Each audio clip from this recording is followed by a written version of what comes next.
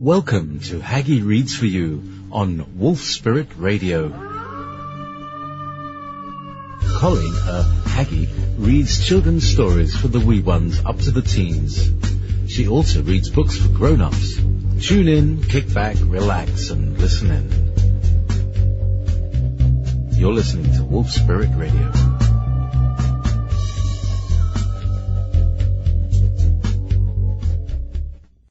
Hi everyone, this is Colleen, and this is Haggie Reads for You on Haggie Shack Radio, simulcast on Wolf Spirit Radio.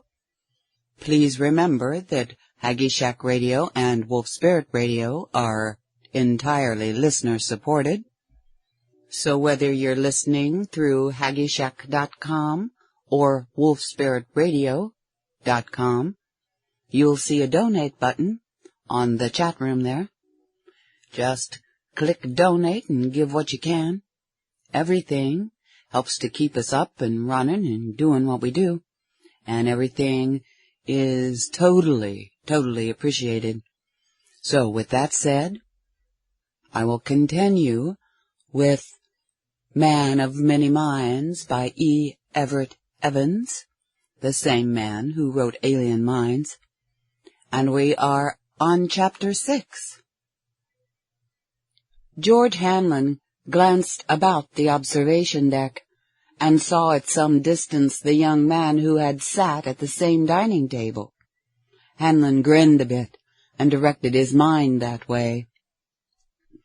To the best of his memory, he concentrated on doing the same thing he had done when he got inside the steward's mind. For long, anxious minutes he tried. He felt tense, and the strain made his heart pound. At last he sank back into his chair. The other was just a fluke, I guess. He frowned in frustration and disgust at himself.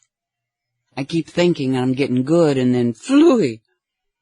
He idly sent his mind towards the boy again, and suddenly found himself once more within another person's mind. It was a strange, weird feeling, this getting two sets of thoughts at the same time. Also, Hanlon felt a bit as though he were a trespasser in some forbidden temple. Yet he persevered, trying to see if he could read anything there, and was disappointed to find he could peruse and understand only the fleeting surface thoughts. With all his might, in every way he could, he tried to probe back and beneath those passing thought concepts, but could get no information whatever of the young man's past or knowledge. Only vacuous, self-centered thoughts, which were flowing idly through the youth's mind, were available to him. He wondered if he could influence the other to do something. If he could control another's mind, even just a little, it would really help in his work. So he now tried every method his agile mind could imagine to make the fellow pick up the book that lay beside his chair. He concentrated on it. He insisted. He willed it. But in vain. He could make no impression whatever. Hanlon withdrew his mind. I've no control, he thought to himself. I can't take over his mind in any way. Neither can I read his past, just his present thoughts. That's not too bad, although I hoped I had hit the jackpot at last. After some further reflection, the thought occurred, maybe I can do better with someone else. During the balance of the day he kept trying to read the mind of others, of his fellow passengers, but found the same results in each case.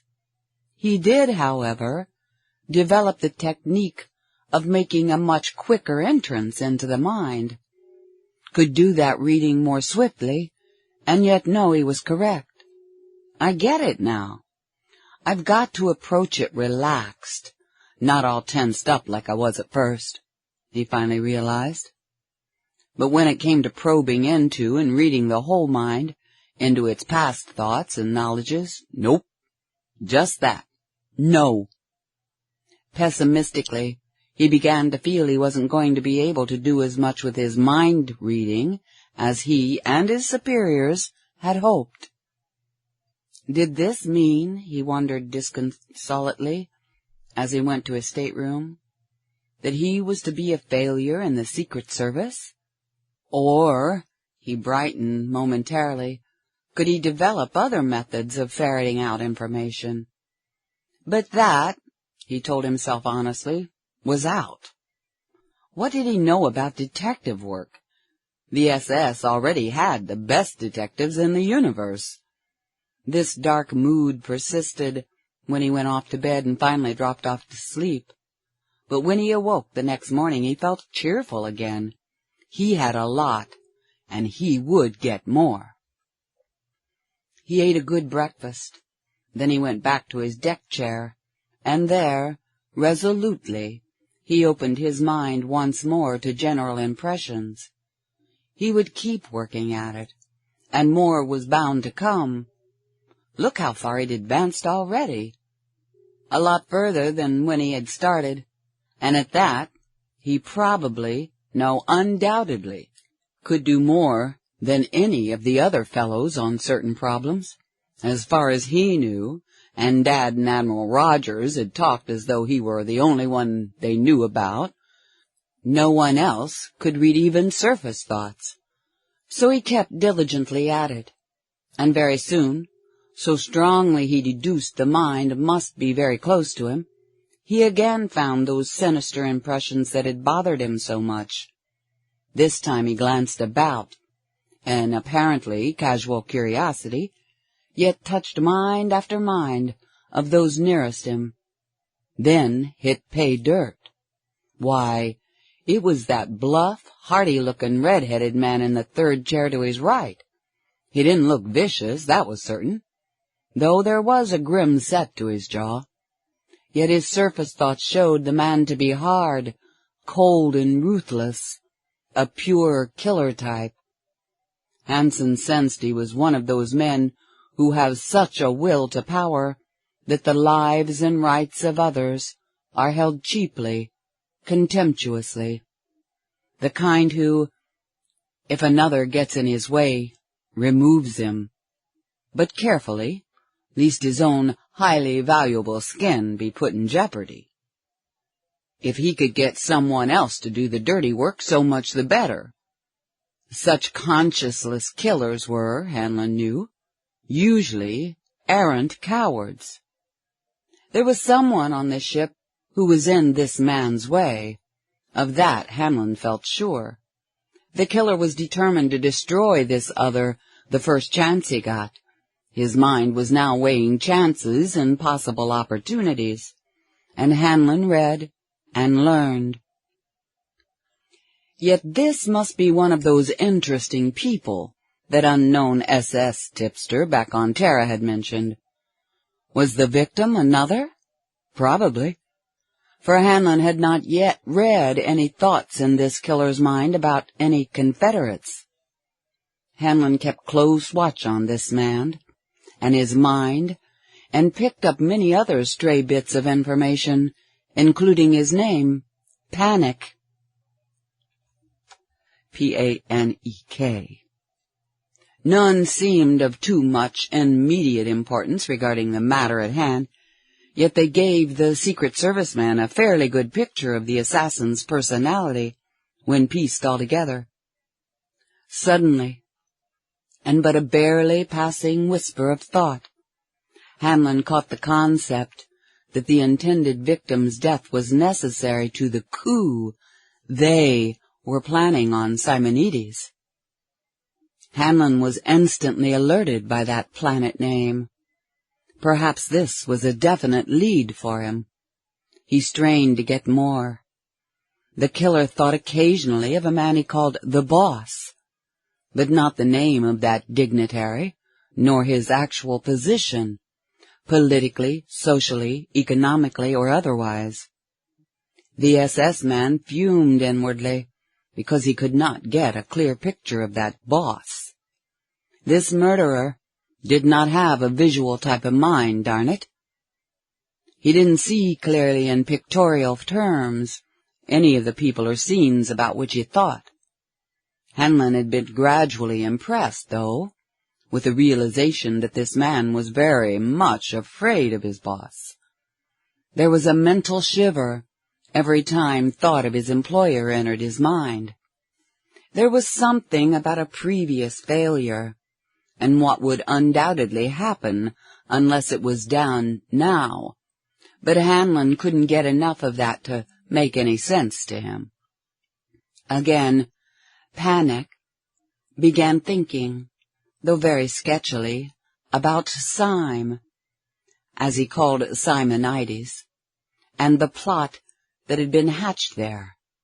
Hanlon felt the man's sneering contempt for those beasts, but could gain no idea whatever about what that reference meant. In so many ways, this puzzle seemed to be growing worse instead of better, and Hanlon knew a moment of frustration. But his sense of humor came to the rescue. "You want the whole thing written out for you in black and white?" he jeered at himself. "Snap out of it. Quit being a defeatist." Harder and more intently, he tried to probe into the man's mind. Oh, if he could only learn to read below those passing surface thoughts, to follow them down and back along the memory chains into the total mind. Revealing, though, the thoughts he could catch were, for complete and swift result he must find the technique of reading a mind completely, if such a thing were possible. But probe as he might, the way to those deeper buried memories and thoughts continued to remain locked from him. And then panic got up and left the observation deck. A light touch on his knee some time later snapped George Hanlon's eyes wide open, and he looked down to see a small, wriggly dog looking up into his face, its tail frantically wig-waggling signals of preferred friendship, a little tongue making licking motions towards the hand the puppy could not quite reach. "Well, hi, fella!" Hanlon reached down and lifted the little dog onto his lap, where the later wriggled and contorted in an ecstasy of joy, climbing all over the young man, licking at his hands and trying to reach his face.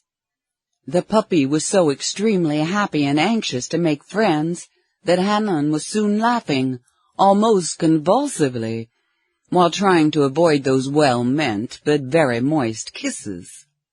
"Wait now, boy, take it easy. I like you and all that, but let's not get carried away with ourselves." Hanlon scratched the puppy behind one of its floppy ears, and pressed it firmly but gently down, so it was lying on his lap. "That's better. Just lie there and take it easy." A sudden thought brought a grin into the young man's lips. He tried to get into the puppy's mind and got a real surprise. For after a few anxious moments of testing and trying, he did it. Actually got the dog's thoughts of pleasure at finding such a wonderful new friend, with such a nose-appealing effluvium. Hanlon then tried to see if he could get into the deeper parts of the dog's mind, and using what knowledge of the techniques he had deduced in his previous, though unsuccessful attempts with humans, found after many more anxious minutes he could follow the thought and memory tracks back and back until the dog's whole mind was open to him. The puppy had far more of a mentality than Hanlon had ever guessed dogs had, and he knew they were far from stupid.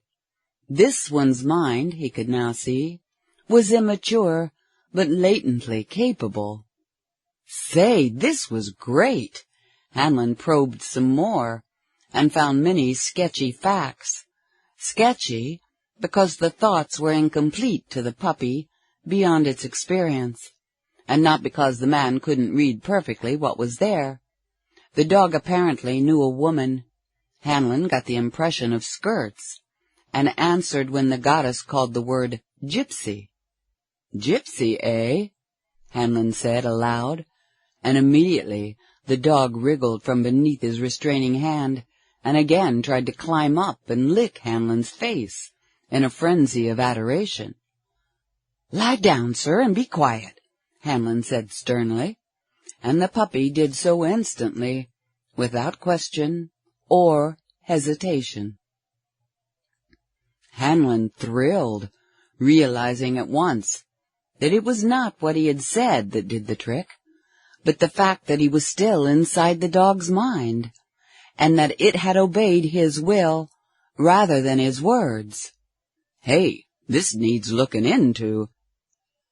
Without saying the words aloud this time, Hanlon commanded the dog, or rather, he impressed the command directly into the puppy's mind with his own, to get down off his lap onto the deck.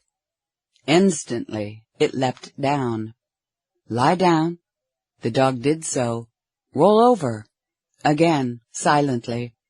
But now the puppy merely looked at him imploringly, quivering in an apparent emotion of indecision. Hanlon realized the puppy didn't know how to roll over. "Guess I need to learn how to do it before I can teach, or rather the command, him to do it."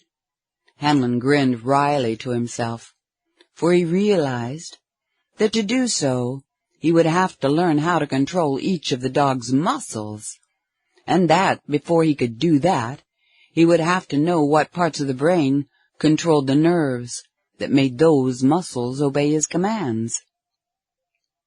And that, if possible at all, would take one galaxy of a lot of study and practice. For the next several minutes, then, he concentrated in making the puppy do a number of simple tricks, all the time watching carefully to see, if possible, the connecting links between brain, nerves, and muscles. He was beginning to make a little headway in understanding this triple correlation when he heard a sudden gasp. He looked up to see a young matron standing before him, her mouth and eyes wide with surprise. Why, Gypsy never did any tricks before. What are you, an animal trainer?" Hanlon leaped to his feet. "The best in the universe, madam," he grinned. "There's a mighty fine puppy you have." He came over and introduced himself, "and we've been having some fun together." "Yes, he ran off, and I've been hunting all over for him. But how on earth did you ever teach him so quickly?" "It's a gift," Hanlon mocked, and then grew serious. "Honestly, madam, I don't know," he said quietly. "I just seem to have a way with dogs, is all. By the way, would you sell me the puppy?" "Sell Gypsy? No, thanks." And she started away, calling to the dog to follow. But it stood in indecision, looking from one to the other, not seeming to know whether to follow its beloved mistress or to stay and play with this nice new friend. Hanlon quickly reached out into the dog's mind and impressed on it that it must follow the woman and always do whatever she told it. The puppy then trotted away content. George Hanlon sank into his deck chair. This required a good think, a mighty serious think, he told himself. He would have to work on this as much as on human minds. But if he could control animals, would it work on birds or insects? Maybe even fish. Then he could get into places he, as a man, could not go. The lady and the dog had disappeared when Hanlon got the inspiration to see if his mind could find them. If he could again contact the dog when it was not in sight, and he did not know exactly where it was. Instantly, effortlessly it seemed, as though it happened merely because he wished it to be, he found himself again inside the puppy's mind. Was it because he already knew that mind's pattern? He wondered. Anyway, there he was, and now he tried to see if he could look out through Gypsy's eyes, and after much study he did so. But the vision was so distorted, he wondered if his control was at fault, and then remembered having heard or read somewhere that a dog's eyes do not work exactly the same as a man's. Finally, he accustomed himself to them enough so that he could see that they were going down a narrow corridor, and then they stopped before a door, which opened for a moment. The dog, without a command, leaped through the doorway into the stateroom and ran to its basket where it lay panting, looking up at its mistress. Chapter 8. George Hanlon withdrew from the puppy's mind and thought seriously. Yes, this matter of controlling the minds of animals was one that would require a lot of thought and study, and a tremendous amount of practice. But it seemed important enough to justify those expenditures. He hunted up his steward. "Where do the passengers keep their pets?" "Some keep them in their staterooms, sir, but others in the kennels down on H deck." "Thanks. Any rules against going down there and looking at 'em? I like animals, especially dogs." "Oh, no, sir. Anyone can go down there. It's on the right-hand side about halfway aft." Arrived at the kennels, Hanlon found the cages contained about a dozen dogs of various breeds, ages, and sizes. Here were plenty of animal minds for his experimentation and study. After walking around and looking at them for some minutes, he sat down on a bench at one side of the cages and concentrated on the dog nearest him. It was a large white bull, and he guessed its age to be about 5 or 6 years. That was just what he wanted, an adult mind to study, not that of an immature puppy. He had no trouble getting into the dog's mind, and for over an hour he sat there, studying it, line by line, channel by channel, connector by connector, while the dog lay as if asleep. Gradually, Hanlon began to feel he was beginning to know something about a dog's mind and body correlation, and how it operated. Then, and only then, he woke the dog and began experiment with control. He found it easy to make the dog do anything he wished that was within the animal's previous knowledge and experience. What he wanted to see is if he could make it perform motions and actions that were outside its previous conditioning and training. After some fumbling, he thrilled to find that now even some of the simpler of those things was not too difficult, although others his present knowledge was not up to handling. His study taught him to some extent how to activate the brain centers, which controlled the nerves that sent messages to the proper muscles that allowed the dog to do his bidding. But it still needed a lot of study. He knew he had only made a bare start at learning what he had to know to do it swiftly and easily. The kennel steward must have noticed the strange antics of the bull, and then, seeing Hanlon's intent concentration, figured there might be some connection between the two, for he came up to the bench and looked down somewhat hostilely at the man sitting there. But his voice, when he spoke, was very polite. "Anything I can do for you, sir?"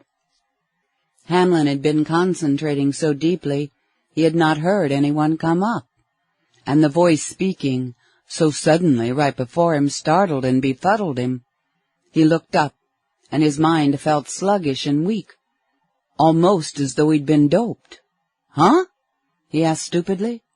"I ask," the man's tone was a little sharper, "if there was anything I could do for you." "Oh, no thanks." Hanlon forced himself to pay attention. "I just like dogs and came down here to watch them. Must have dozed off." "Do you have a dog of your own here?" "No, I have no dog at present." "What are you doing to that white bull? He's been acting very peculiar since you've been here." "Me?" Hanlon made himself look surprised. "Why, nothing. I've just been sitting here, haven't said a word to any of 'em." "Well, I'm not too sure it's proper for you to be here as long as you have no dog kenneled here." "Sorry. If it bothers you, I'll leave." Hanlon started away and then stopped short. He had wondered at that curiously sluggish feeling in his mind. Now, with the start he had trouble concealing, he suddenly realized a mind-numbing fact. He had seen and heard that exchange of conversation from two separate and distinct points, and now he was watching himself leave. He had heard and seen both from his own and from the dog's mind.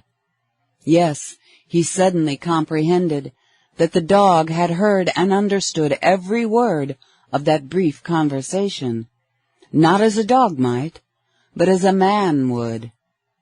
Suddenly drenched with a cold sweat, Hanlon knew he had not merely been inside the dog's mind observing and controlling, but that he had actually transferred a portion of his own mind into the dog's brain. No wonder his own mind, what was left in his own brain, had felt somewhat inadequate and lacking for a moment. It was not his complete mind. When the steward startled him, he had forgotten to withdraw from the bull's brain.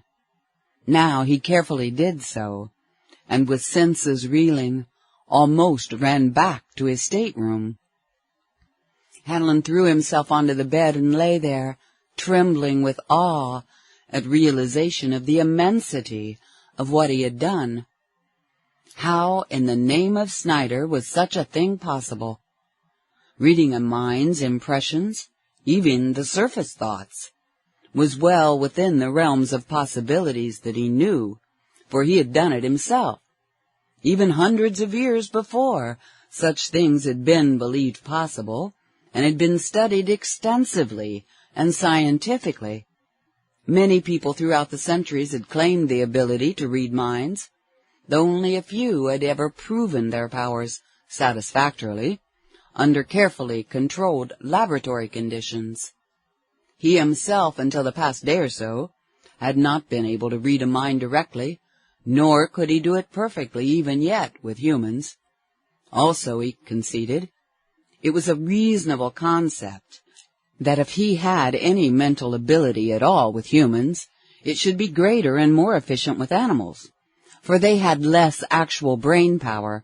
Their minds were far less complex than human minds. But to be able to transfer part of his mind, to separate it, disassociate it, and have it outside of his body and in some other body's mind? Ain't that something? He whistled in awed amazement. Pulling himself together with an effort of will, he set his mind to reviewing carefully the entire episode, and to figuring out where all this might fit in with the business at hand. I thought, when I first got into that puppy's mind, that it would be a big help, and it will. But this will be even more so, if I can really control animals and see and hear with their eyes and ears. And if I can send them where I want them to go, and send my mind, or part of it, along with them, and still know what it and they are doing, that will be tremendous. He remembered how he'd been able to get into the puppy's mind after it had gone out of sight, so now he sent his mind down to the kennels, again without any trouble, without any delay or hesitation. He found himself inside the bull's mind, and could look out through the cage wires and see the rest of the kennel deck. He withdrew and lay down almost dumbfounded.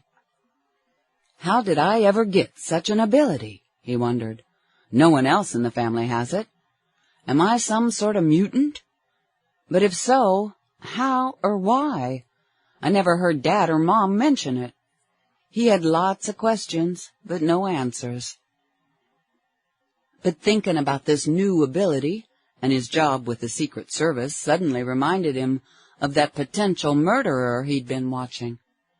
He realized with dismay that in his excitement over the latest development, he'd entirely forgotten that angle. He had better get back on the ball, but fast. He got up, splashed cold water on his face, dried it, ran a comb through his hair, and went back to the lounge. The man, Panic, was not in the observation lounge, so Hanlon went seeking him. Just as he neared the game rooms on his rounds, he saw his man leaving them. Allowing the stranger to get some distance ahead, Hanlon trailed him as carefully as he could, all the time trying to read what the killer had in mind. Not entirely to his surprise, Hanlon found he could now read the surface thoughts even more easily than formerly. Thus he soon knew emphatically that the man was definitely bent on contemplated killing right now, that the victim was in his stateroom, but was going to leave it shortly in response to a faked video call. Hanlon also learned that the murderer had a knife concealed in his sleeve and was adept in its use. The SS man's mind rocketed swiftly. What was he to do?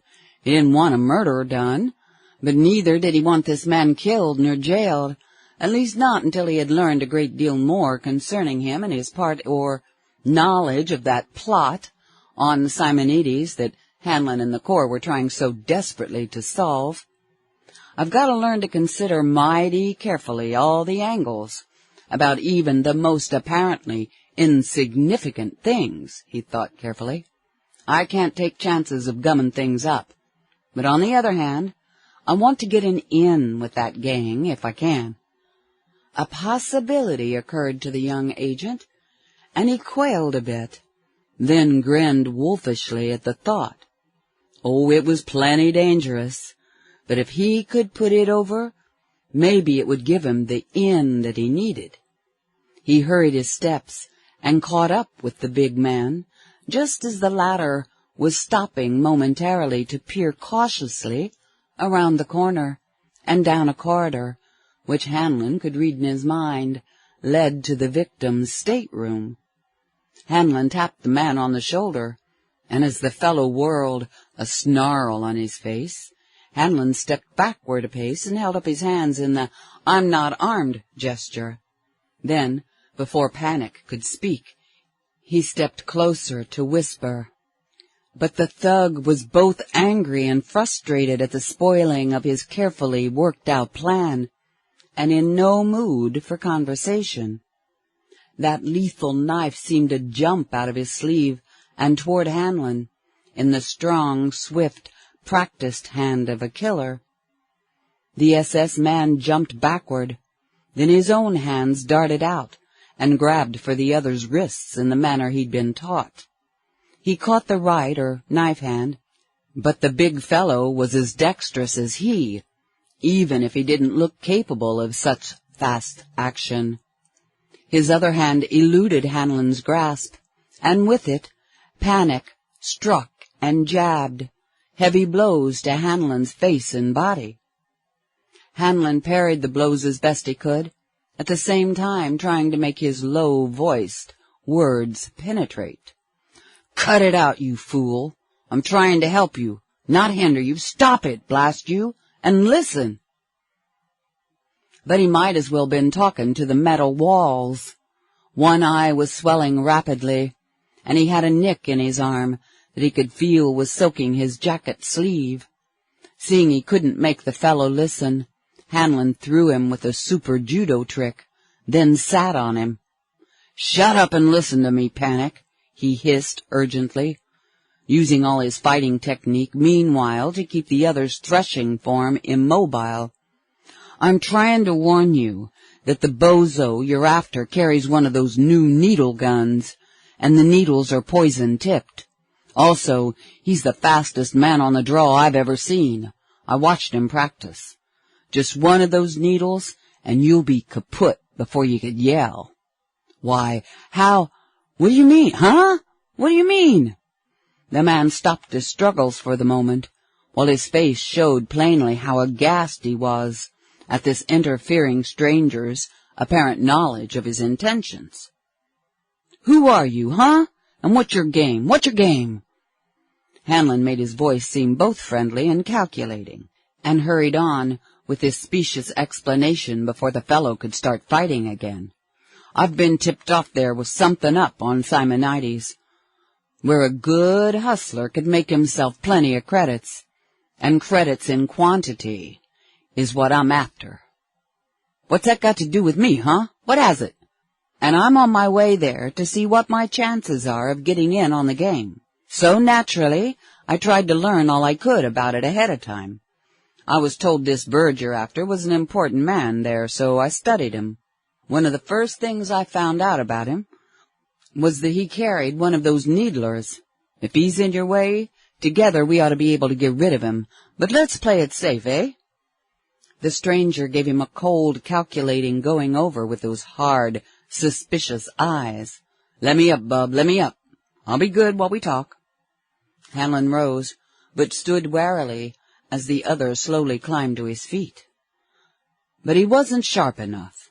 Panic's hand flashed out even before he seemed to be standing erect, and slickly grabbed the wallet from inside the pocket of Hanlon's jacket. But the SS man, seeing what the other was after, stood there without making any resistance. "Take your time looking at 'em, pal," he said easily. "I'm clean. Strictly on my own in this. Just got kicked out of that snake's nest of a Corps school on Terra." The killer's head snapped up at mention of the Corps, and he stared harder and more suspiciously than ever into Hanlon's eyes. "They said I cheated at exams and wouldn't give me a chance to defend myself," Hanlon continued quickly, but with heat. "That soured me on, but good. So I says to myself, blast John Law.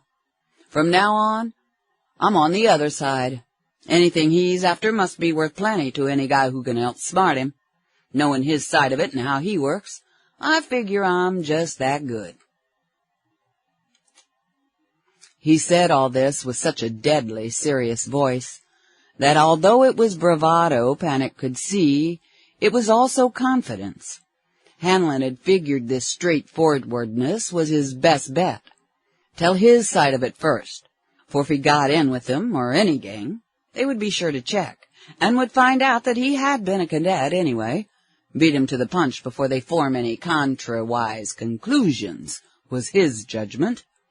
His plan seemed to be working, for as his explanation continued and was completed, the killer looked at him with some measure of respect, although his eyes and manner were still filled with suspicion. "Can't blame you for feeling sore. Can't blame you, if they really did kick you out. But I don't trust nobody that's ever had any connection at all with the Corps. Don't trust 'em. Look, pal, use your head. If I was John Law, would I merely have stopped you? I'd be arresting you or killing you for pulling that knife on me. I'll tell you I'm clean, and that I want an in on Simonides. I heard, too, there was good pickings on Sime," the man said slowly. "Course, I'm not in on anything special myself, not in on it. This here's a purely personal grudge deal, but you probably did me a good turn. And if you want to look me up after we land, I maybe could introduce you to a man or two. I didn't know old Abrams carried one of them needlers. Didn't know that." The thanks in his gruff voice showed his respect for those silent, deadly little guns.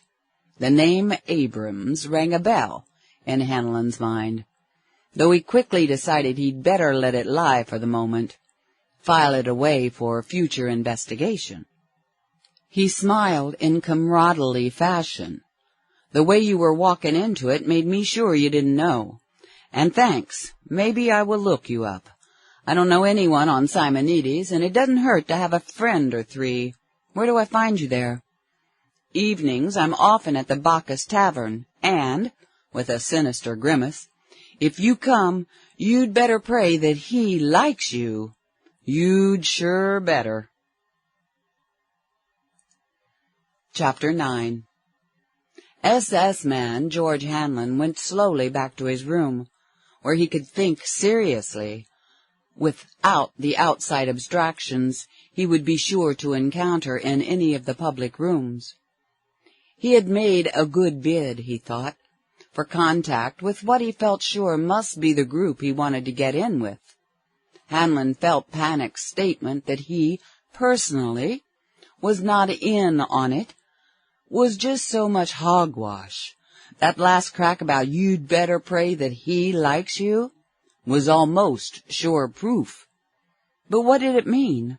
Who was this he, and why did Hanlon better pray he liked him?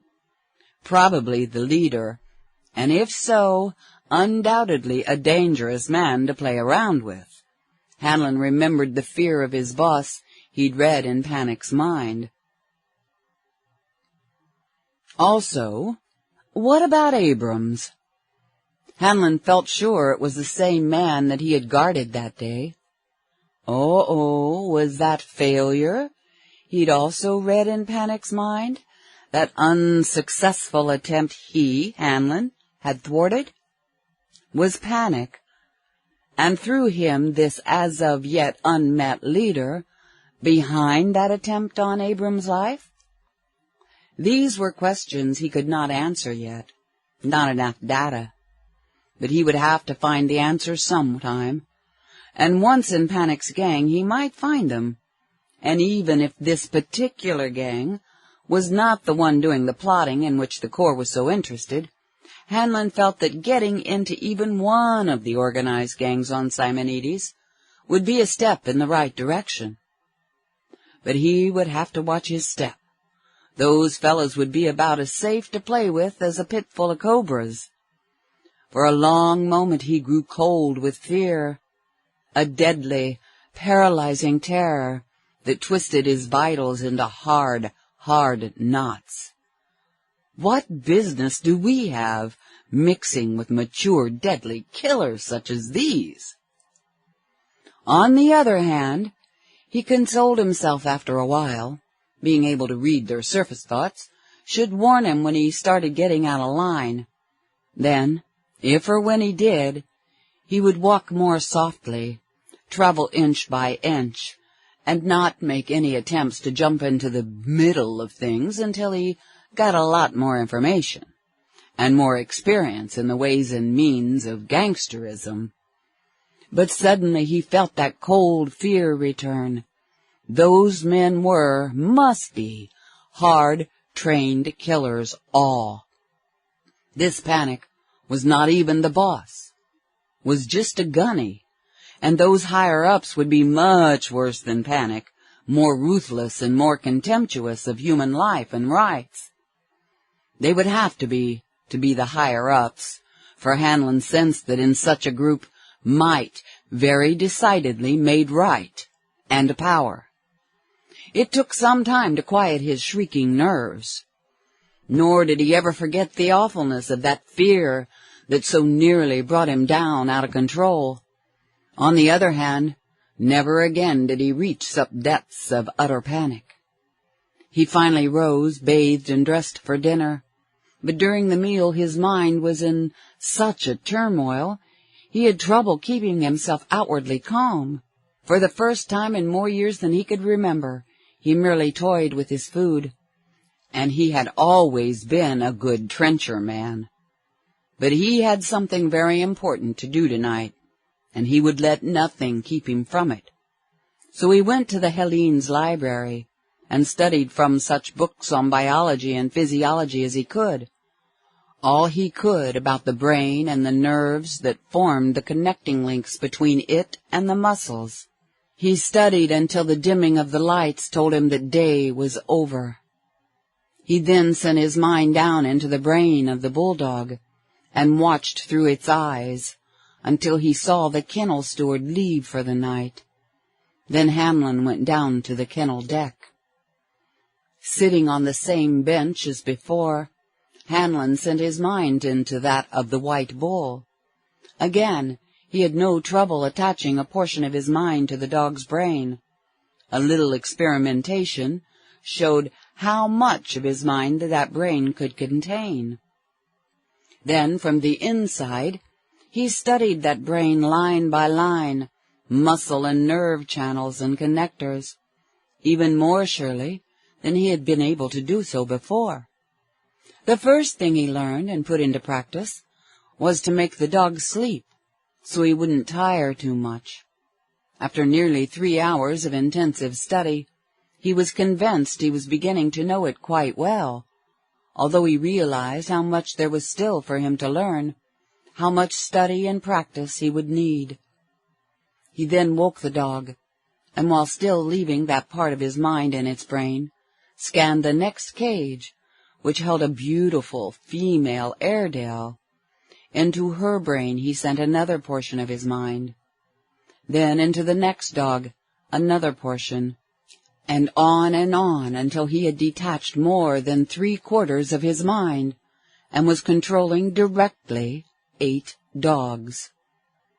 His body felt weak and listless as it sagged on the bench, and he made it lie down there in the semi-darkness. There was, he was afraid at the time, little more than enough mind left in his body to keep the semi-automatic functionings going. It was the most weird sensation imaginable, having portion of his mind in 9 places at once, having 9 different and distinct viewpoints. He found he could do so, although not too well at first, 9 different things at once in the same time, and could make all the bodies he was controlling do the same thing at the same time. He drilled the dogs, making them line up, walk left or right or back up, all in unison. He found that while his mind was divided and controlling different bodies, there was a thread of connecting thought between them all, so that he knew what each of the others was doing. Yet it was not a central command. Each individual mind portion could and did do its own deciding and commanding. For hours, Hanlon practiced with the dogs until he had worked out the procedure, to the point where he knew he could make them perform, singly, as a group, or each doing a different thing, almost any task of which their body muscles were capable, whether they had previously known how to do it or not.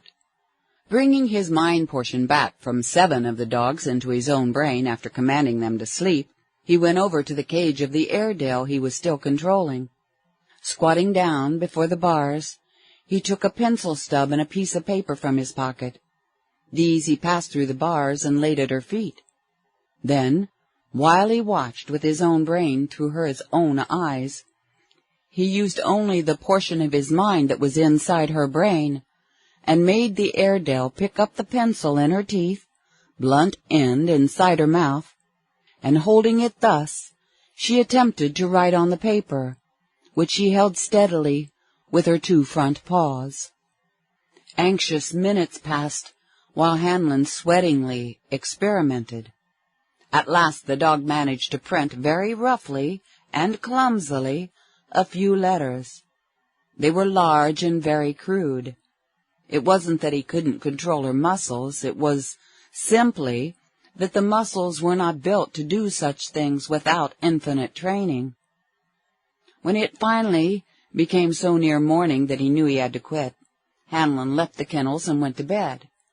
He was still amazed, excited, and thrilled about his strange and weird ability, but he was also well content with his studies. If a time came when he might wish or need to use animals in his work, he felt capable of managing them. Yet again he realized how much there was to learn, that he must continue practicing and studying at every opportunity. Did cats or horses or birds or insects have brains that worked the same as dogs?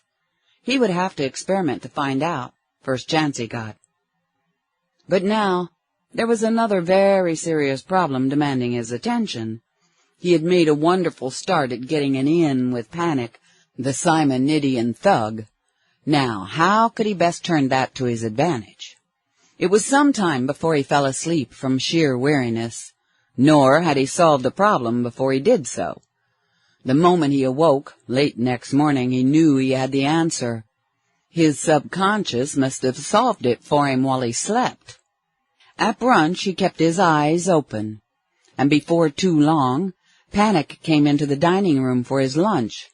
Hanlon signaled, and his new-found acquaintance came to his table. Their orders given and the waiter on his way, Hanlon opened up. "Look, pard, I don't want to butt into your business, but if you want this Abrams out of your way, I'll be glad to take a crack at it for you." The Simonidian looked at him scornfully. "Think you're that good, eh? Better'n me at bumping off a man, huh? Better'n me?" "Oh, no." Hanlon made his face seem very apologetic, and his tone the same. "I'm not setting myself even one notch ahead of you, nor criticizing your way of working. Better not, neither. But every man has his own techniques. Look, in this case, aboard a ship in space where we can't run or hide, I think my way would work best." The other was becoming interested in spite of himself, and his truculence melted a bit, although his tone was still sneering. "All right, mastermind, how'd you handle it? How would you?" "A gun or a knife is all right on some jobs." Hanlon leaned closer and spoke in a semi-whisper, but earnestly. "But there are times when it's plain foolish to sneak up behind a man and hit him on the head with a club. Yeah, you got something there, got something. In some case, I figure it's a lot better to make friends with a guy, take him to dinner, and then sneak a little cyanide in his coffee, something like that." Panic was impressed. Hanlon read the swift thoughts racing across the other's mind.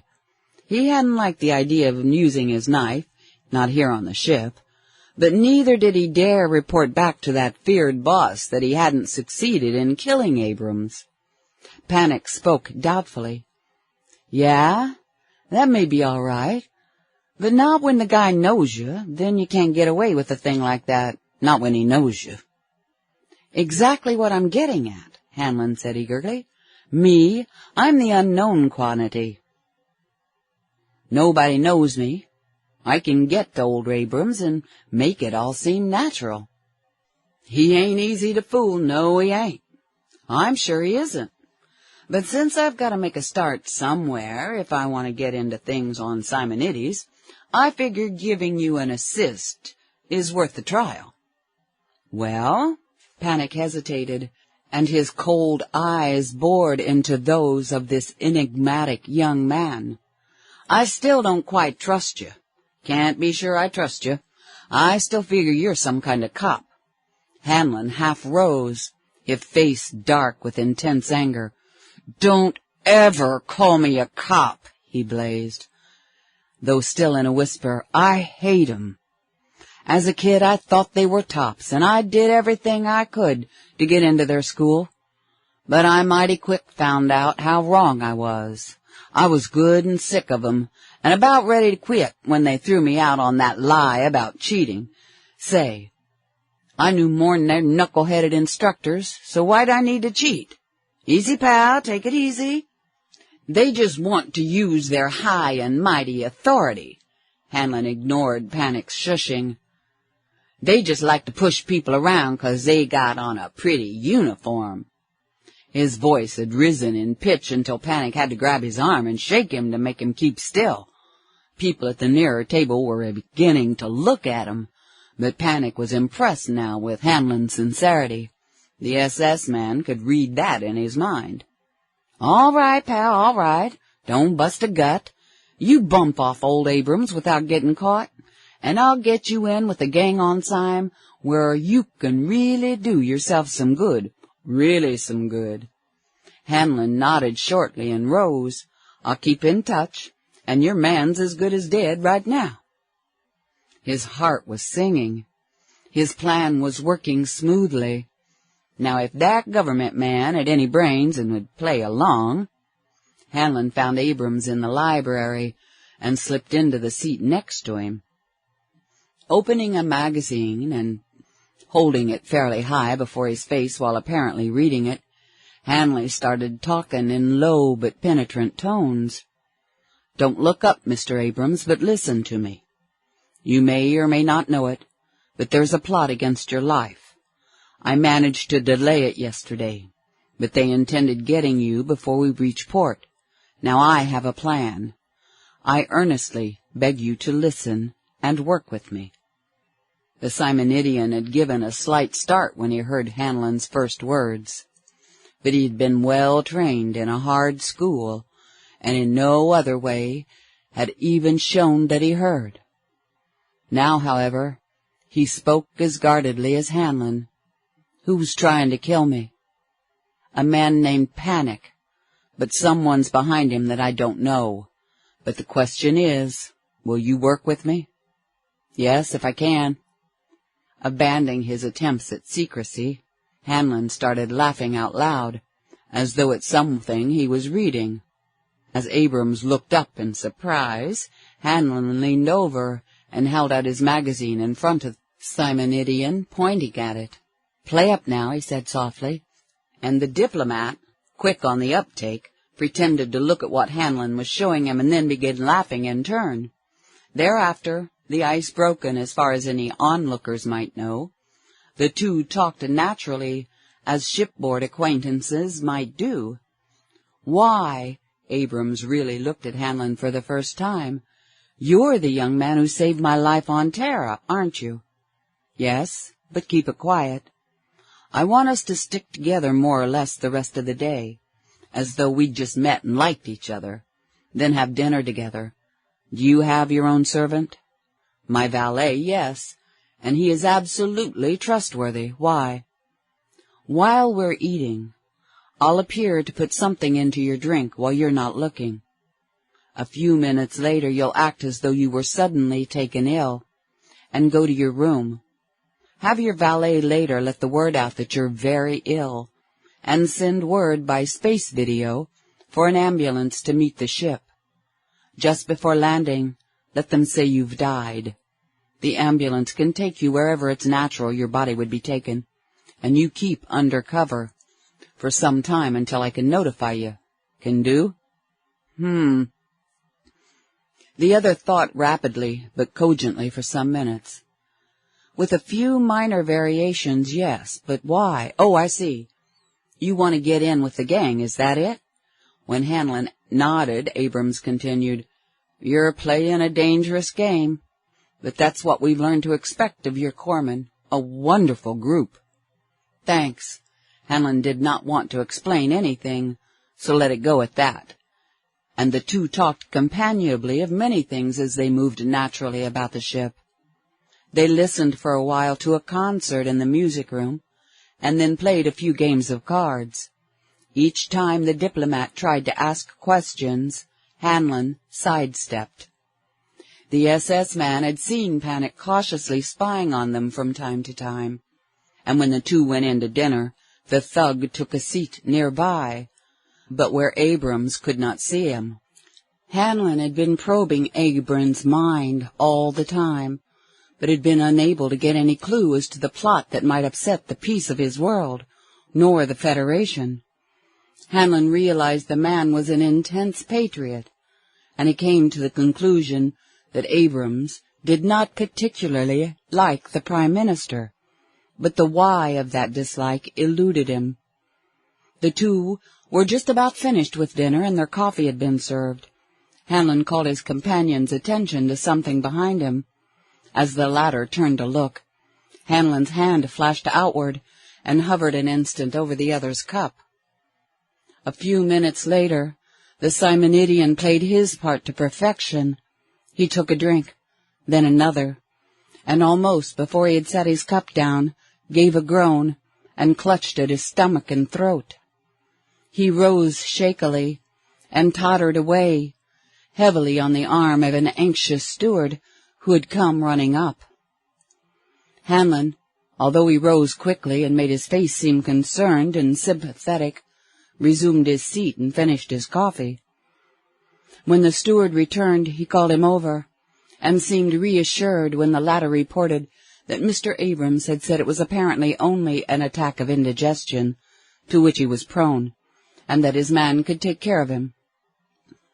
But the next day, word ran about the ship that Abrams was very ill, and not expected to live the day out. Panic sauntered past where Hanlon was sitting, reading, and stopped to ask for a light. "Nice work, pal, nice work," he whispered as he was lighting his cigarro. "See me at the Bacchus." But his thoughts, as Hanlon scanned them, were muttering viciously, "I'll cut out his guts if he's planning to louse up his plans. I'll sure carve him." And a bit later, as Hanlon reviewed the entire episode, he thanked his stars that Panic was a lot less than an intellectual giant. A brighter man would have wondered about the source of Hanlon's knowledge of this homicidal plans, and how it happened that Hanlon carried a supply of poison. There had been no indication that either question had occurred to Panic. "Well, we're about at the top of the hour, maybe a little past, so I think I'll put on a little music, take a little break, and see you in a few minutes." The moment he got off the ship and went into the city of New Athens, he could feel it. There was an air of mystery, of secretiveness, of intrigue, that could not help but be noticed by one as sensitive to emotion impressions as SS-man George Hanlon. He got out of his ground cab at the entrance of the great park in the center of the city, but directed the driver to take his luggage on to the hotel. Then Hanlon went in to sit on a bench beneath a beautiful, flowering bamba tree. Once there, he opened his mind to its fullest extent, and let all the impressions and sensations of this new world soak in. He could not, of course, get any factual details in this way, nor did he expect to. What he wanted, and began to get, was the feel of the city, and the longer he sat, the less he liked it. For he could sense so clearly that there most certainly was a Mercutian in the fuel pit, here somewhere. But what it was, what this strange feeling portended, he could not quite make out. He noticed casually that there was the usual idlers in the park, and hundreds of children with their nurses or parents.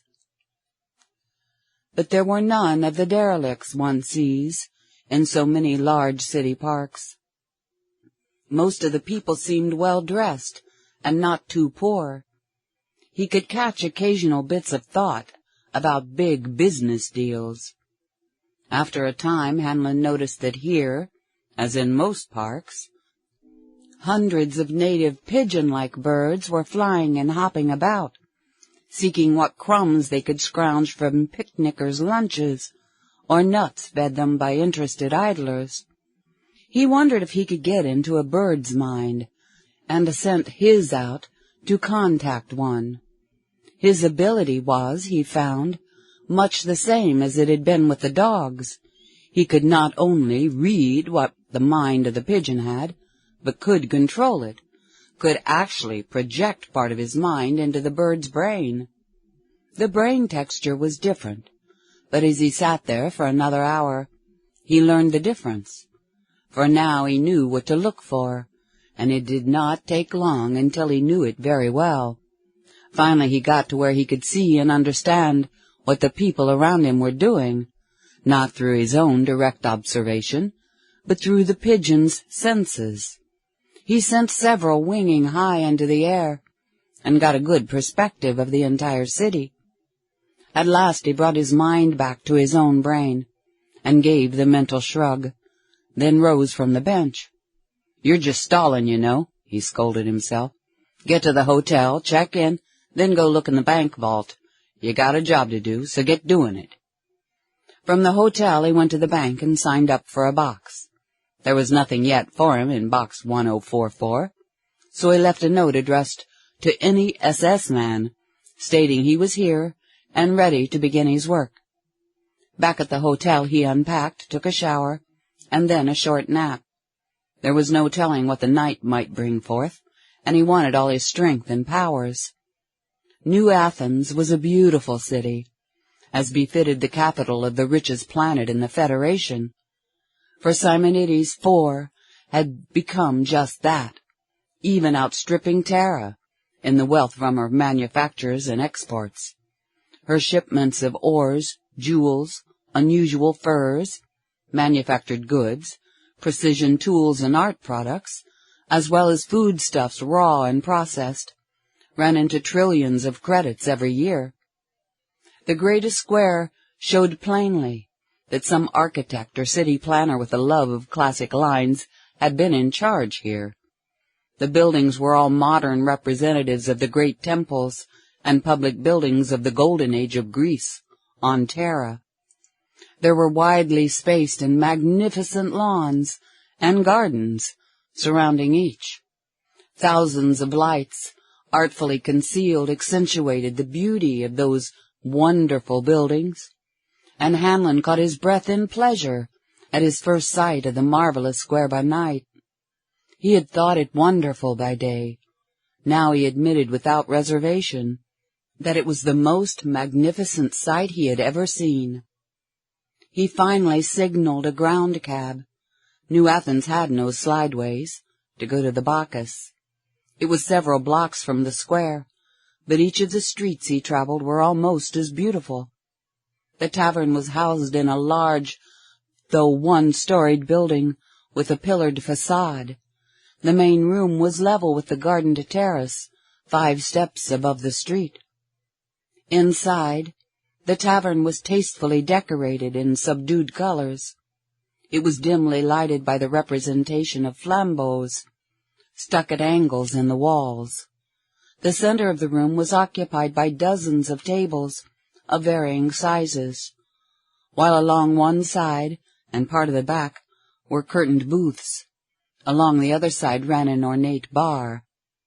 Hanlon made his way to the latter and sat on one of the upholstered stools. The bar girls, he noticed with interest, were revealing costumed in pseudo-peplos of a purplish, cobble-webby, silkish material. They wore no blouses, but long sashes that passed behind the neck, crossed the breasts, and tied about the waist to hold up short skirts. One of the girls came up to get his order. "I'm new on the planet," he smiled. "Let me have your best native light wine." She brought him a glass filled with sparkling golden liquid, and waited while he took his first appreciative sip. "We call it golden nectar," she smiled. He smacked his lips. "Wonderful." Then, as she started away, he called her back. "Do you know a Mr. Panic? I was to meet him here, but I don't see him." Her eyes widened a bit at that name. "I'll see if I can locate him for you, sir." And she moved away. Some minutes later, while he still pretended to sip his drink, Hanlon felt a hearty clap on his shoulder. "Well, well, it's my pal from the ship. Welcome to Syme, pal. Welcome to Syme." "Hi, Panic. Hope you meant that about looking you up, 'cause here I am." Hanlon flipped a credit note on the bar and followed Panic. He was led toward a back corner, but there, instead of going into one of the booths, Panic pushed through an almost hidden alcove. He knocked peculiarly on a door, and a peephole was opened. When the guardian saw who it was, the door was opened enough so that the two could slide through. Hanlon, in a quick, comprehensive glance, saw that it was a fairly large office, at present occupied by 4 men. "This is George Hanlon," Panic introduced him. "The guy who did that job on old Abrams. Same guy." Hanlon noticed that Panic did not name the men there, but he could see they appeared to know all about him and were giving him a close once-over. Hanlon scanned back in return, his mind quickly touching one after another of the 3 sitting in large easy-chairs. Only their surface thoughts were readable, and he knew at first touch that they were but underlings the same as Panic. He read a favorable impression of himself, but with reservations. He turned his attention to the well-dressed, impressive-looking man behind the plasticine desk, nor had his other probings taken more than a few seconds. He noticed with interest the round, smooth face, the slightly over-large greenish eyes, the silver hair that seemed finer and silkier than any Hanlon had ever seen on a human being. It was almost like fine fur, he thought suddenly. Then he got a shock. This man was different. Hanlon could not touch that mind at all. There was a sort of an alien feeling that he could not quite fathom. It was like no other mind he'd ever tried to read. But he was careful not to let his face show anything of his inner thoughts, as he saluted them gravely after their first brief pause. Then suddenly he made his face seem a boyish enthusiasm, almost a naivete. "Maybe Mr. Panic has already told you about me. I'm looking for a chance to make a flock of credits, and I'm not too particular how I get 'em." but his mind was tense and anxious. What was their game? And this fellow behind the desk, the leader, who was he? Hanlon knew he would have a real job finding out those answers, but he knew he must. The leader nodded suavely. "This is a very, commendable desire," he said in a low, gentle voice that was a perfect match for his outward appearance of high gentility. "We can always use a good man," he continued, "who isn't afraid, not too squeamish." "A trigger man?" Hanlon shrugged. "If it pays well, okay." The man seemed to recoil, his delicate hands fluttering in the air almost femininely. "No, no, my dear young man, you misunderstood me entirely. Oh, we do nothing so crude, nothing vulgar or so brutal. Oh, sometimes sometimes an accident happens to someone, but nothing, you understand, that we have anything to do with. Your technique with poor Mr. Adams, who was so suddenly taken ill, had led me to hope you had more finesse." "I beg your pardon." Hanlon's tone was now of apology. "I can finesse all right, but I didn't know you wanted me to talk that way in private. I'll remember and respect your wishes from now on." Inwardly he was puzzled. He kept trying to touch that mind, but could not. Was the guy human, or did he have a mind control of some sort? Was he used to mind reading so that he had developed a defense against it? Or, and Hanlon almost caught his breath in a momentary fear, was this ape a mind reader? A real one? Not a dub like himself? But the leader was answering still in that gentle tone, as though nothing had happened. So, that is good. I hate the thought of bloodshed, and I'll not countenance roughness in actions or speech. It is regrettable, of course, that sometimes men are stupid enough to oppose us, but, and again, that almost feminine gesture. This was the silkiest, slimiest thing George Hanlon had ever encountered, and again his heart quailed for the moment. If I was on my own, he shuddered inwardly, I'd sure never team up with a guy like that. For there was no single iota of mercy or compassion in that ice-cold mind behind that gentle face. Of that Hanlon was sure. There was a long, pregnant moment of silence, while the 5 men studied Hanlon more carefully.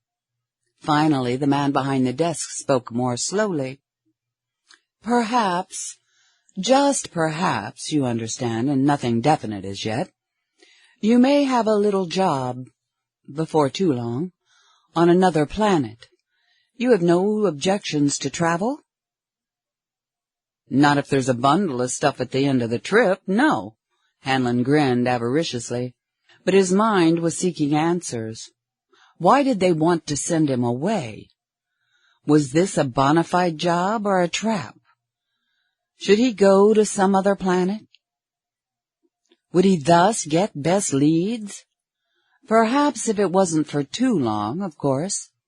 The leader smiled suddenly while Hanlon was thus thinking, and the rest grinned as though they had been waiting for his lead to relax their vigilance. "There will be a very large, bundle." He paused a moment and then continued. "We need more overseers on, a certain planet. It is one that is rich in various metals. The natives mine it under our direction," and Hanlon interrupted. "I don't know a thing about mining. Will that make a difference?" Here he thought swiftly, was the test. If they still wanted him and had a reasonable answer, it might well be a bona fide job. "Oh, none at all," the leader smiled again. "We have mining engineers in charge. Your job would be merely to keep the natives working at top speed.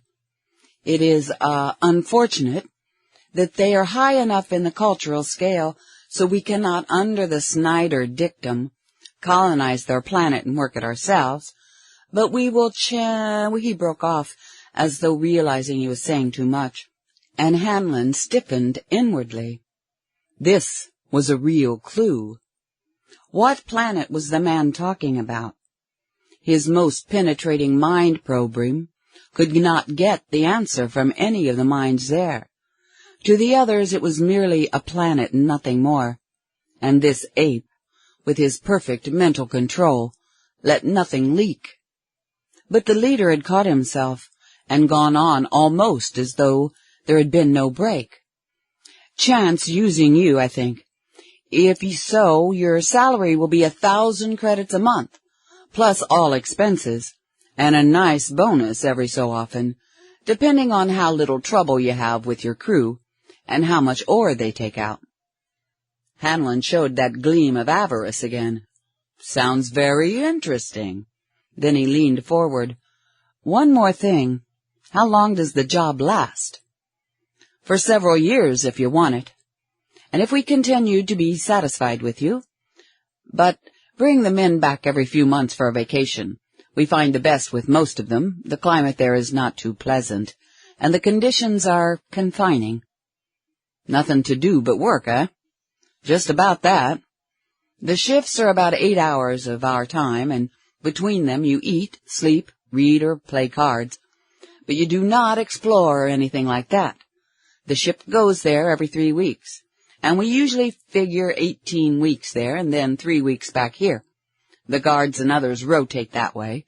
They have a tendency to, deteriorate if we don't. Hanlon let himself shiver, but grinned as he did so. Now that's one thing I don't want to do, go nuts. Can't take any credits doing that. The leader raised his hand. You understand, of course. There will be a short period of, checking and testing before we decide to send you out on a job.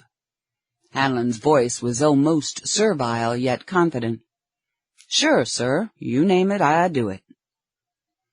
He was still probing with everything he had, but still getting nothing important. A couple of the men seemed to be chuckling about what might happen to him if he failed the test, but he had guessed that much anyway. Suddenly the leader leaned across the desk, and his genteel manner slipped from him like a discarded mask. His eyes became glacial ice. Don't get any grandiose ideas in your head, Hanlon. We are not fools, nor are we offering you a chance to get on our complete plans.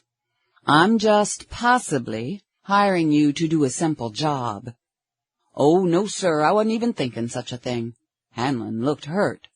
Why, I'm just a kid. I know I couldn't expect anything else at first, not until I proved myself to you or until I've made my pile and got in a position of power. Then, naturally, I'd want to get into something where I could really go places. But that's for years and years ahead, I know that. And now hard, cold eyes scrutinized him carefully, but still doubtfully. When the leader spoke, his voice was more cordial, though still harder, not as soft as it had been at first. I'll be frank, Hanlon. We're not too sure of you yet, because you were a cadet. Oh, we know, as Hanlon started to protest hotly, all about your being kicked out. We can see how all that might have soured you enough so that you really would do anything that you can to get ahead, even if only to show the Corps. But you can understand our hesitation, I think. Well, of course, sir, but you needn't worry. He made his voice as bitter and hard as he could. I've had my fill of all that law and order stuff. I was an innocent young punk, full of high ideals and the romance of the Corps and all that bunk. But those mangy slime snakes knocked all of that out of me. Anything I can do that'll give 'em a kick in the teeth, I'll do it with joy and with gusto. Fine words, snapped the leader.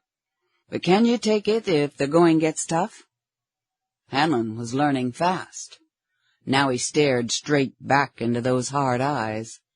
Can you dish it out, mister? His tone was almost, but not quite, insolent. Chapter 11.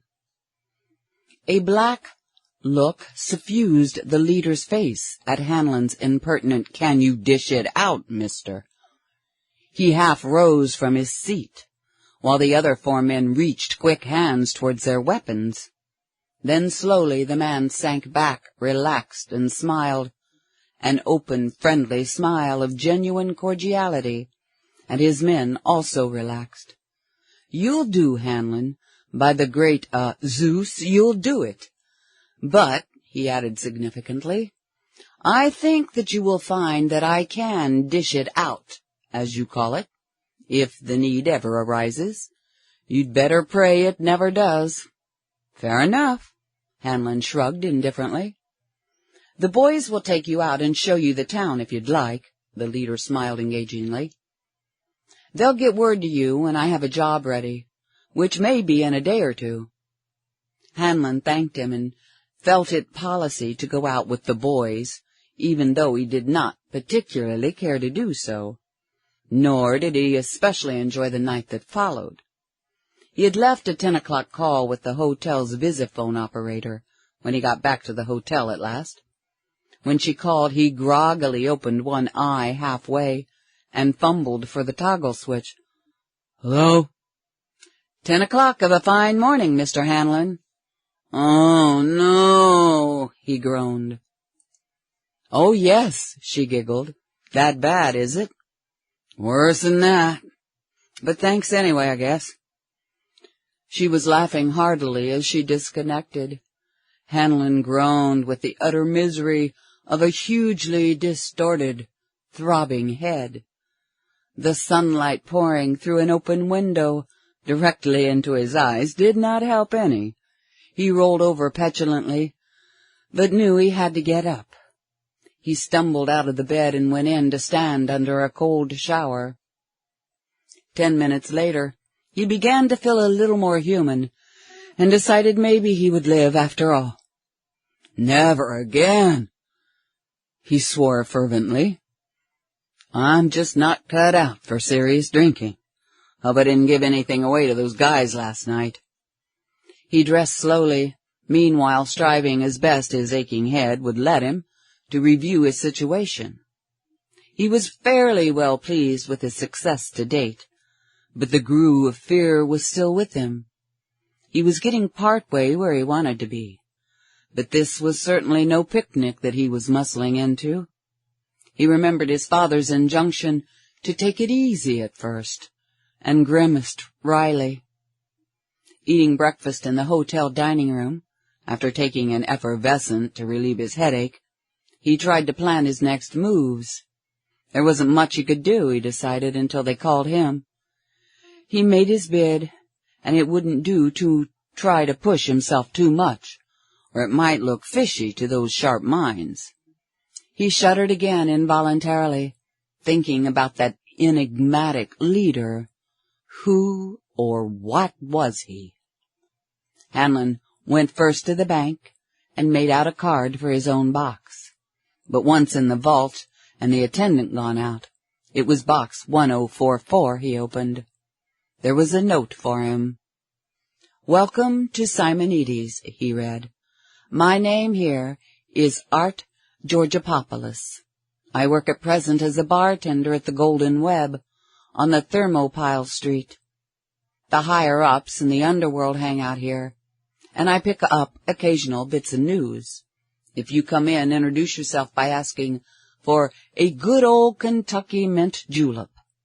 Practically no one ever asks for those. I'm the blonde, skinny one at the far end of the bar. If I can be of any help, just yell. Me, I haven't got to my first check station yet, but I'm still in there punching. Hope you do better. Kurt Hooper." Hanlon ate the note, then wrote one of his own telling what he had learned to date about what he suspicioned and what he was trying to do. Of his new mental powers he said nothing. He did not distrust this SS man, of course, but if the fellow didn't know, he couldn't be made to tell. As Hanlon left the bank, he began to get the feeling he was being trailed, who could not seem to locate anyone doing it, although he did not dare search to his rear very carefully. Neither could he catch any definite thoughts about such a thing from among the welter of thought sensations on the crowded streets. He wandered about most of the day, frankly sightseeing, but his mind was always open. He went into various public buildings, sat for a time in one or another of the numerous parks whenever he felt a bit tired of walking. That feeling of being watched made him cautious, so he did not practice much with his mind control of any pigeon-like birds. He did, however, make a trip to the local zoo, and as he paused momentarily in front of each of the cages to look at the exhibit it contained, he briefly made an excursion into the mind of each type of animal, bird or rodent. Outside of minor differences of texture, they all seemed about the same. Each of them had, naturally, different muscular abilities that would need considerable study if he ever intended using one of them. And every minute he was seeking, searching, for the tiniest thread of evidence as to what it was that was causing this undercurrent of secret intrigue that was so plainly evident to his super-sensitive mind. But there was no factual data to be learned, only that feel of it in the very air. Yet as the day wore on, he came to believe that much or most of what he sensed was not that plot which was causing the Corps' concern. Rather, it seemed more as though all the people here were engaged in some sort of secret aggressiveness. And it was finally forced into his consciousness that it was business, not politics.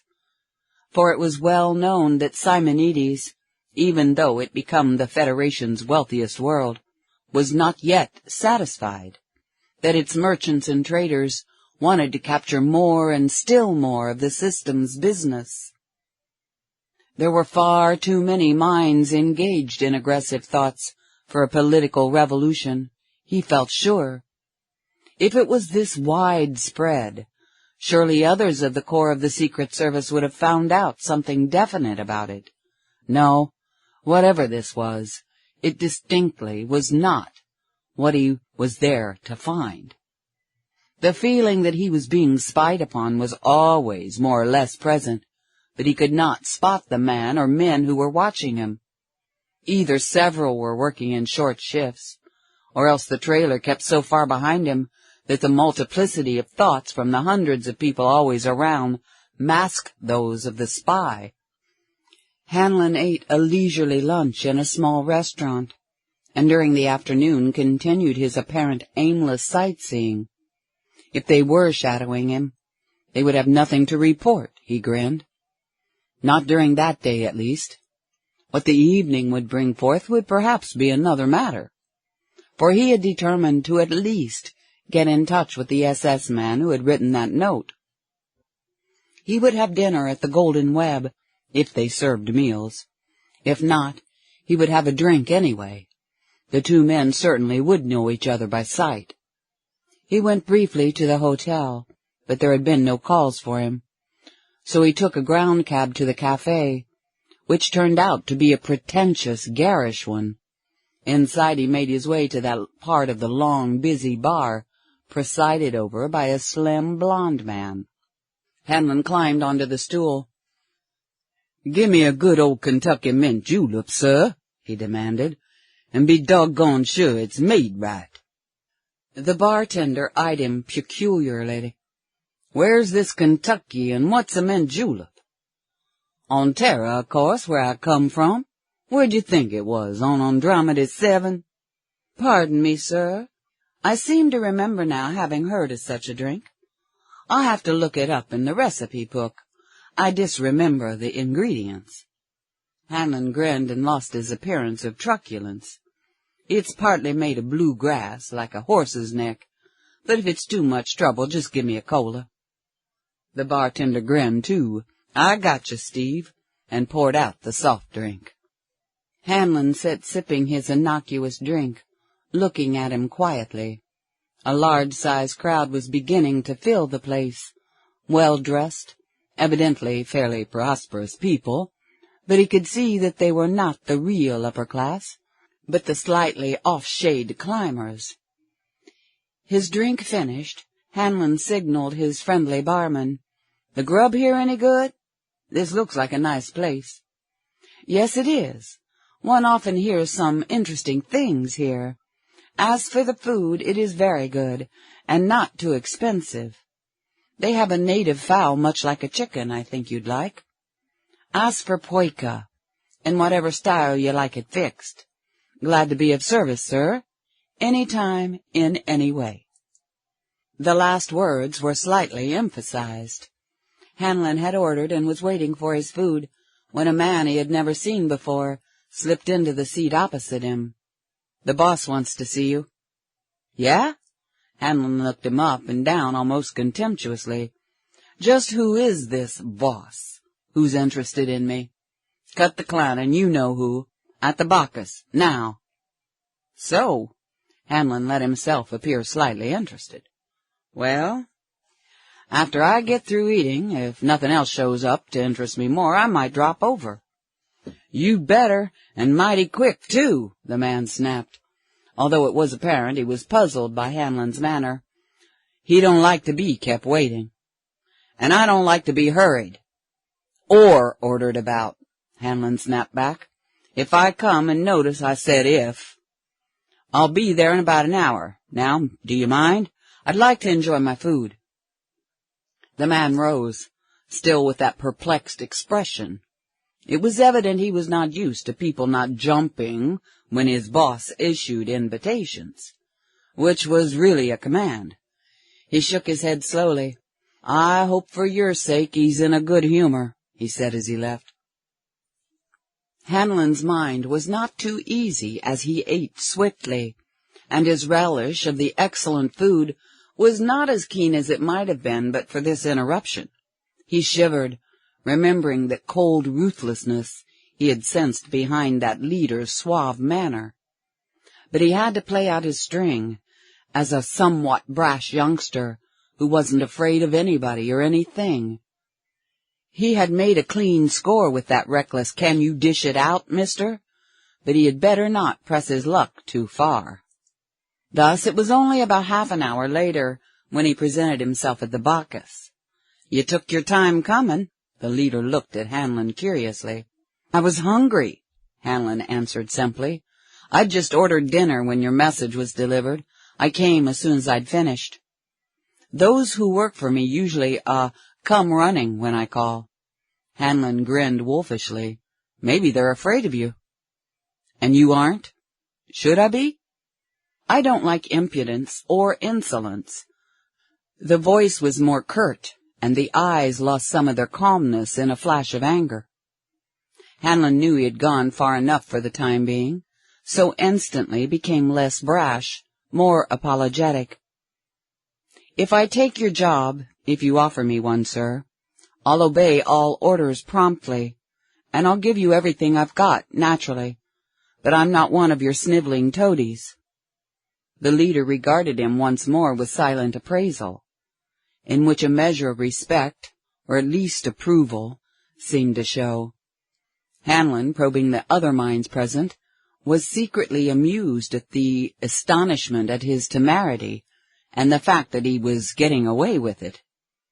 After long moments, the leader nodded his head, as though he had reached a decision. What were you doing in the bank this morning? Why, just depositing some of my stuff in a safety deposit box, he said, surprised. Why? How did you get your own box so quickly? What do you mean, so quickly? I went in yesterday and asked if one was available, and the girl clerk signed me up for it, and said I could get entry today. Oh, I see.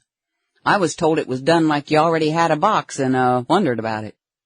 Hanlon reached into his pocket and threw a key onto the desk. Go look in it for yourself if you think it's important. And incidentally, he said contemptuously, I've known all day long that I was being shadowed, but was instantly sorry he had said that last. For there came a deadly coldness in the leader's tone, and a gleam in those hard eyes that boded ill for someone. I see. Well, let it pass. He pushed the key back toward Hanlon, who pocketed it thankfully. His bluff had worked. This was the only key to his own box, of course. His master key was in a hidden pocket in the cuff of his trousers. The leader sank back into his chair and was silent for long minutes, thinking deeply, while Hanlon waited patiently, still trying to get some glimmering of thought from that unreadable mind, still frustrated, almost to the point of despair that he couldn't. Finally the man spoke, but not to Hanlon. "Panic? You and the others go find Relos and bring him here." When they were alone, the leader leaned forward and spoke earnestly to Hanlon, yet watching him carefully as he did so. "I like you, Hanlon, and I'm going to test you out. I'm not too sure of you yet, but if I become so, you can go far, very far, with me. This Relos I sent for is the man who was shadowing you today. I will not," he spat venomously, "abide failure or incompetence. I am assigning you the pleasant task of seeing that some sort of, accident happens to Relos. And as I think about it, it might as well be a permanent one." Hanlon's stomach curled up so tightly it hurt, but he strove manfully not to let his feelings show in his face. He'd had an instant inkling of what the proposal was going to be, and it was a measure of his stability that he succeeded in keeping his mask up. He knew starkly that this time he would have to go through with the killing, or else give up this line of research. For he knew that if he did not kill this man, this way was closed to him, and if he dropped out, but gave the tip to some other SS men, that one would eventually face the same sort of task. So much as it sickened him even to contemplate it, it now became a must. He would have to think of himself as a soldier in war, and Relos as enemy. Outwardly calm, he shrugged indifferently. "Any guy that can't produce isn't worth keeping," he said. "Any special way you want it done?" "No. I think I would like to see how you work. Plan it yourself. But if it isn't done, you better not let me or any of my men see you again." "Fair enough. If I can't do a simple job like that, I sure can't be of enough value to you to do myself any real good." They were silent again, but Hanlon's mind was bleak with what was to come. He wasn't the killer type. He believed in the sacredness of human life. Yet he knew he would have to steel himself to go through with it. The job was more important than one man's life.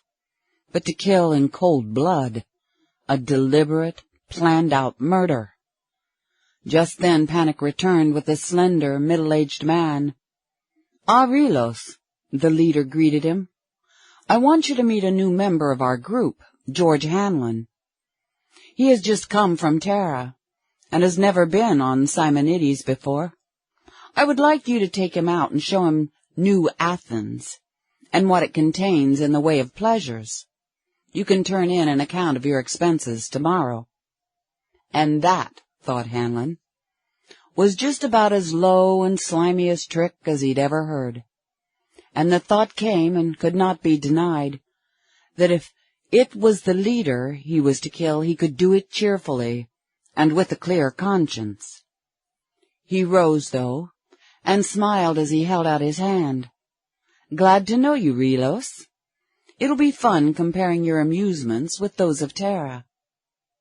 The man was somewhat sullen, although it was plain he did not dare show it too much before his boss. Hanlon could read enough from the new man's mind to know how deathly afraid he was of the leader, and how he hated him. "Wonder why he's in this, feeling this way," Hanlon thought swiftly, and during the evening tried to find out, but without success. The man stared clear of any such thoughts. As the two went outside, the Simonidian asked curtly, "Wine, women, or song?" "Why not some of all three?" Hanlon laughed lightly. "Anything you think would be a lively evening and that you'd enjoy." The other unbent a little. "We'll go to the Phobos first, then. They have a good liquor and a nice floor show. Good-looking wenches who don't wear too much." He hailed a ground cab which the two entered. Hanlon couldn't enjoy that evening. In the first place, he couldn't ditch all his drinks, and he hated alcohol. Yet had to remain as sober as possible. Second, and most disturbing, was that horrible thing he had to do, and he knew it must be planned carefully. A gun, knife, or poison couldn't be used now. It must look so much like an accident that no possible blame could be attached to him, so that the police could not hold him even for a short time.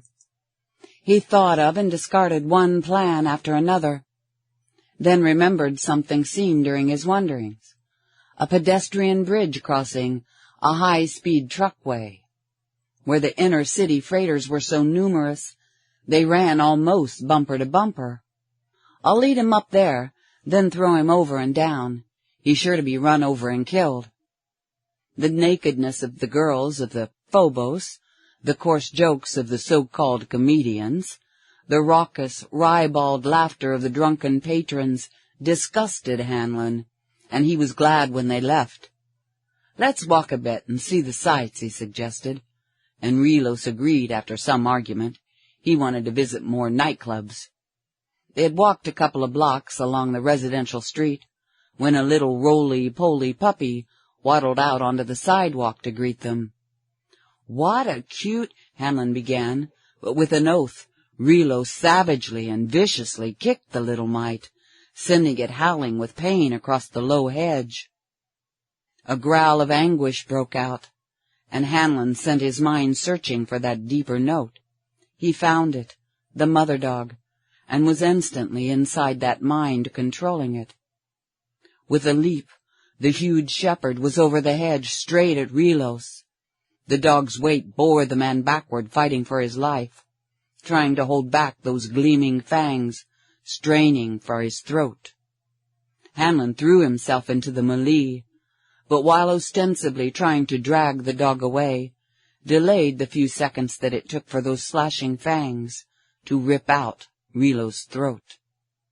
People came running up, and as the first reached the spot they saw Hanlon struggling to hold back the snarling, blood-flecked dog, while Relos lay dead in a pool of blood. The dog's owner rushed up and snapped a leash on the dog. "I'm terribly sorry, sir," Hanlon said. "My companion was drunk and kicked her puppy. She merely avenged it." "I wondered." The man was shaken. "Kaiserina never was vicious before." "I don't think she will be again," Hanlon said soothingly. "Is the puppy all right?" he asked the small boy who come up with the little animal cradled in his arms.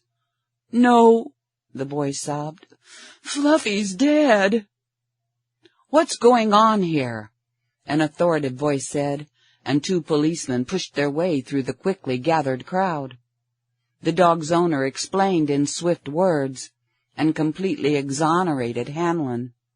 "This man tried to stop my dog. He was holding her back when I got here," and others corroborated his statement. "You better have that dog killed," the policeman said, but Hanlon intervened. "No, she was just striking back at the men who killed her puppy. She wasn't to blame, and I'm sure she isn't vicious." The police were finally satisfied, and while they were calling the dead wagon, Hanlon walked slowly back to his hotel. His heart felt sick, but consoled a bit. He had it coming to him. His thought was bitter. The rotten beast kicking a little puppy like that. Chapter 12. The next evening, Hanlon went back to Bacchus. Instead of stopping at the bar, he went directly to the back room and knocked on the door. When the peephole opened, he asked, "The boss in?" "Nope." "I got a report to make." "Wait at the bar, I'll get in touch." A quarter-hour later the man summoned him, and upon entering the now familiar room, Hanlon saw a closet door was standing open, disclosing a visiphone screen, on which the leader's face was visible. "Well?" "Yep." "Ah!" There was a quick intake of breath, and a feral gleam in those greenish eyes. A moment's silence. Then, "Do you still want that overseas job?" For $1,000 a month and keep, definitely. Very well. We'll try you. Zeller will give you a list of things you'll need there, special clothing and such. Got any money to buy those you don't have? I will have when you pay me Relo's expense money for last night. The leader's eyes narrowed in sudden anger. Don't try my patience too far, Hanlon. Okay. Hanlon shrugged indifferently, but I never figured you for a cheapskate.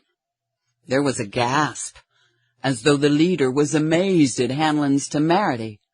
But he quickly gained control of himself, and an instant later began smiling, then grinning, and finally laughing aloud at himself. By Zeus, Hanlon, I like you. Nobody else ever dared talk to me like that. You win. Tell Zeller. No, put him on, I'll tell him. Zeller, give Hanlon the list of things needed for the mine guard job, and pay him 100 credits, charged to the accident fund. Tell him to be here, all packed to go at 13 o'clock. He started to turn the set off, then, as he heard Hanlon ask, anything else now? Faced the screen again. Not unless you want to make rounds with the boys again. It will be some time before you can have any nightlife. Hanlon made a sign of distaste and shook his head. Thanks. 2 big heads in a row will last me for plenty of time. I'll go get some shut-eye. The leader smiled companionably. The rest might be best, for you'll have a rather rough trip. You'll ride a freighter and not a luxury liner. Do I ask where I'm going? Does it matter? Hanlon shrugged. Not especially. Just curious. Then it won't particularly bother you if we, keep your destination a secret for a while. Not in the least, if you want it that way.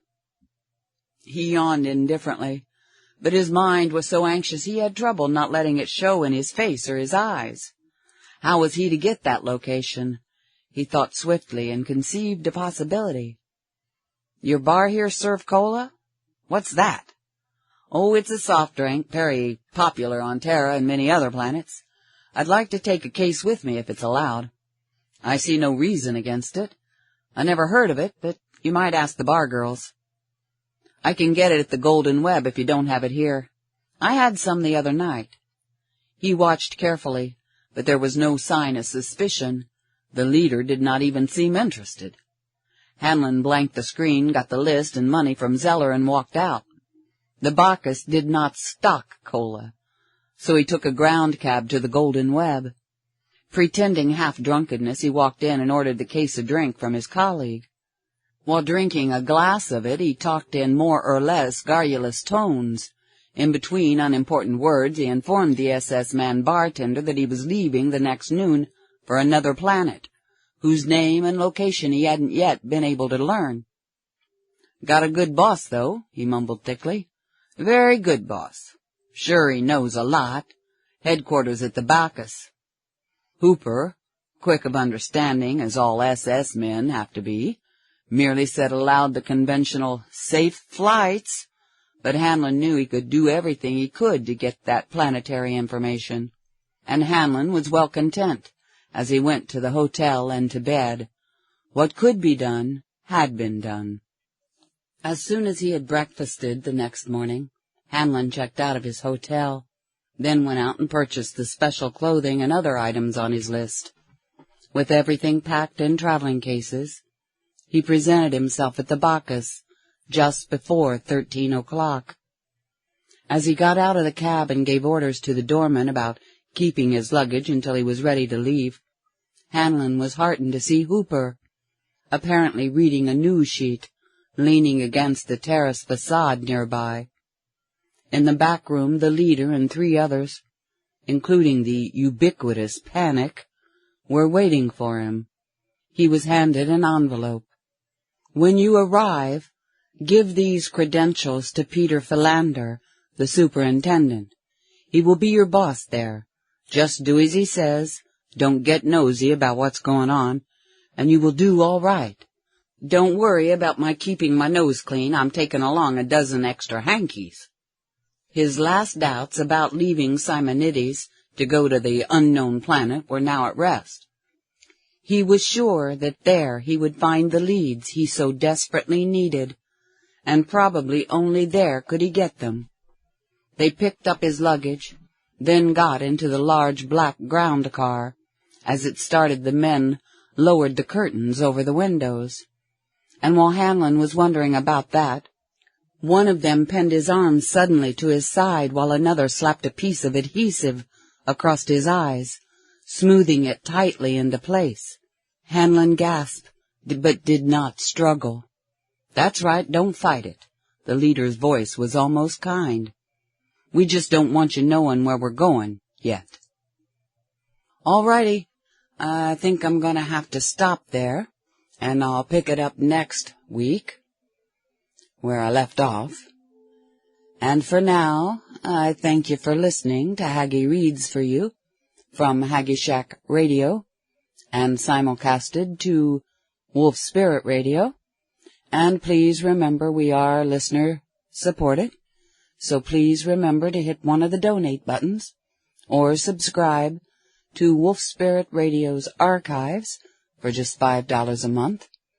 You can download or listen to anything and everything that's up in there, and it's not recurring, so every month you'll get a little reminder, and if you want to subscribe again, you can, and if not, that's cool too. Thank you for listening. I'll see y'all later. Bye now.